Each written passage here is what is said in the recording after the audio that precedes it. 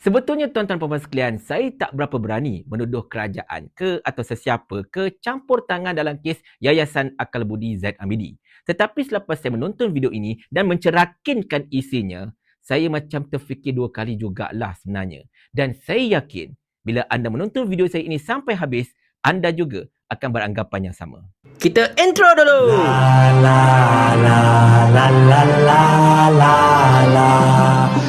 Assalamualaikum warahmatullahi. Sebelum kita pergi lebih lanjut tuan-tuan puan sekalian, tonton video ini terlebih dahulu. Recently your DPM was cleared of 47 charges. And some say the optics are not great for you. You stand for anti-corruption. You stand for governance. And your DPM, who faced charges of corruption, graft, is scot-free. But what was the charge? 47 counts of corruption. Was it 47? Yes. Every check is a charge. So the charge is questionable. Every check issued is a charge by itself, which is not necessarily deemed to be professionally done. But never mind, notwithstanding. When was the charge preferred? During the time when Mahathir was the Prime Minister. When? A week after he called up this president of this nationalist party, you remember my coalition, and told him, you dissolve your party and join my party. If you don't, the following week he was charged. Now, what happened next? There was a leak in one of the major papers of the prosecution to oppose, not to recommend for charge to be preferred, because it involves his funds into his foundation. I'm not here to defend. I'm here to explain what the Attorney General told me. And this Attorney General was appointed by my predecessor, who is now in the opposition. You see, I did not change. I had the power and authority to change the Attorney General. I did not. And he, because it is his conscience, before he left office, he said, sir, and he said, sir, show my conscience. I said, what? So he gave me the facts. I said, can you support this? He said, yes. We have 11 facts to be used in court and for the judge then to decide. Where? Is it easy? No. The perception is in the negative. It's not good. You know why? We inherit the system. You know about this Malaysia. Known for what? 1MDB. Endemic corruption. Systemic corruption. And that's been the perception in the past. The decision is purely at the Attorney General. The General under Article 1453 of the Constitution has the sole discretion. And that's his discretion. Video tadi telah memaparkan wawancara antara Datuk Seri Anwar Ibrahim dan juga Akak Bloomberg dalam sebuah forum antarabangsa, di mana pada ketika itu Perdana Menteri telah ditanya berkenaan komen beliau berhubung kes DNAA Zaid Hamidi. Antara lain beliau menjelaskan, pertamanya, Pegawai Negara ada berjumpa dengan Perdana Menteri dan menunjukkan fakta-fakta yang boleh menyokong pelepasan Zaid Hamidi. Perdana Menteri pada ketika itu dikatakan bertanya kepada Pegawai Negara sama ada bolehkah beliau menyokong pelepasan Zaid. Pegawai Negara mengatakan apa? Ya, dia boleh sokong pelepasan Zaid. Yang keduanya, Perdana Menteri telah menyebut di dalam forum itu bahawa 47 pertuduhan ke atas Zahid semacam tidak munasabah. Nampak tak? What? Beliau juga menyatakan terdapat memo dalaman Jabatan Pegawai Negara yang tidak menyokong pendakwaan ke atas Zahid sebelum ini. Tetapi Zahid didakwa juga. Ini merupakan satu komentar yang begitu berat daripada Perdana Menteri sebenarnya. Kenapa saya katakan begitu, tuan-tuan sekalian? Kerana bagi saya, pendedahan oleh Perdana Menteri ini sebenarnya adalah satu perkara yang damaging, merosakkan dan juga politically incorrect. Kenapa saya katakan demikian?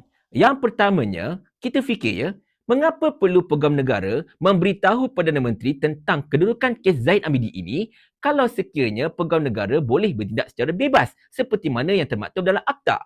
Ayat Perdana Menteri itu sendiri, iaitu bertanya sama ada Pegawai Negara boleh menyokong pelepasan Zaid itu ataupun tidak, pun sebenarnya menunjukkan seolah-olahnya Perdana Menteri itu sendiri ada kepentingan. Sepatutnya, Perdana Menteri kena beritahu Pegawai Negara, Okey, aku tak nak dengar semua ini. Benda ini terpulang kepada discretion anda. Saya tak nak dengar apa sahaja pun perkara ini. So, kalau abang nak buat benda yang anda rasa perlu, buat. Tak ada masalah. Jangan libatkan saya.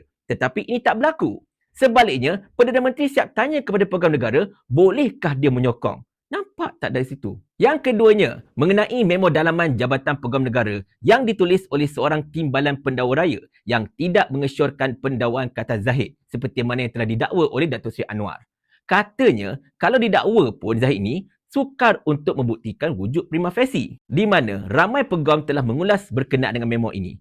Memo ini tuan-tuan puan sekalian hanyalah pandangan seorang timbalan pendakwa raya kepada orang atasannya sahaja, tak lebih tak kurang. Dan apabila pendakwaan kata Zahid itu diteruskan, bermakna ada orang atasan dekat AGC pada masa itu yang telah menolak pandangan timbalan pendakwa raya ini. Apatah lagi, pandangan timbalan pendakwa raya tersebut ternyata terkhilaf apabila mahkamah telah mendapati wujud prima facie setelah meneliti semua keterangan dan bukti yang dikemukakan oleh pihak pendakwaan. Bermaksud, memo tersebut dah tak relevan dah masalahnya. Malangnya, memo yang tidak relevan inilah yang dijadikan sandaran oleh Perdana Menteri untuk menyokong pandangannya dalam forum tersebut. Saya rasa Perdana Menteri ini perlu lebih berhati-hati apabila buat kenyataan macam ini. Lebih-lebih lagi dalam sebuah forum antarabangsa. Sebab apa tahu? Sebab ianya membawa satu gambaran betapa Perdana Menteri ini sebenarnya ada satu konflik kepentingan terhadap pembebasan timbalan Perdana Menteri beliau. Dan benda ini seolah-olahnya macam hendak memberikan gambaran lagi bahawa mungkin terdapat campur tangan dalam apa jua keadaan sekalipun berkenaan dengan kes Zahid Hamidi ini. Apatah lagi Perdana Menteri telah menyebutkan pertuduhan ke atas Zahid itu tidak munasabah dan sebagainya. Tidakkah ini seolah-olah macam hendak memberikan satu konotasi betapa Perdana Menteri itu sendiri sebenarnya tidak menyokong perkara ini dan mungkin akan menggunakan apa sahaja kuasa beliau untuk mempengaruhi pegawai negara untuk mengarahkan pendakwaan untuk menghentikan prosiding? Yalah, pegawai negara kan berada di bawah Jabatan Perdana Menteri. Takkanlah pegawai negara ini tidak mempunyai sebarang pengaruh daripada Perdana Menteri itu sendiri, betul tak? Kerana itulah persoalan-persoalan berkenaan kes Zahid ini memang sangat-sangat besar dan semakin orang kata apa mencelarukan keadaan. Dan kenyataan-kenyataan yang boleh saya kira kurang bertanggungjawab daripada Perdana Menteri dalam forum antarabangsa ini menguatkan lagi keraguan dan juga pertikaian yang kita sampaikan. Tetapi itulah tuan-tuan puan sekalian. Seperti mana yang telah disuarakan dalam Himpunan Aman Selamatkan Malaysia semalam, mereka menuntut agar Zahid Hamidi didakwa kembali atas pertuduhan-pertuduhan 47 yang sudah pun prima facie tersebut. Kerana Zahid pun sekadar dibebas tanpa dilepaskan. Jadi tak ada masalah pun kalau dakwa balik semula, betul tak? Tetapi sekarang ini bola berada di kaki kerajaan. Yang lebih tepat lagi, berada di kaki pegawai negara yang baru, iaitu Dato' Ahmad Tehruddin. Adakah beliau akan meneruskan kembali pendakwaan kata Zahid Hamidi ini ataupun mungkin beliau just orang kata apa, tunggulah konon-kononnya siasatan SPRM tu akan selesai balik semula ke apa-apa ke, wallahu alam bisawab. Kita nak cakap lebih-lebih susah sebab benda ini terpulang kepada budi bicara mereka. Apatah lagi, mereka ini merupakan kerajaan pada ketika ini. Mereka kan dah kata mereka boleh buat apa sahaja mereka suka kerana mereka adalah kerajaan. Tengoklah apa kata Sani Hamzan.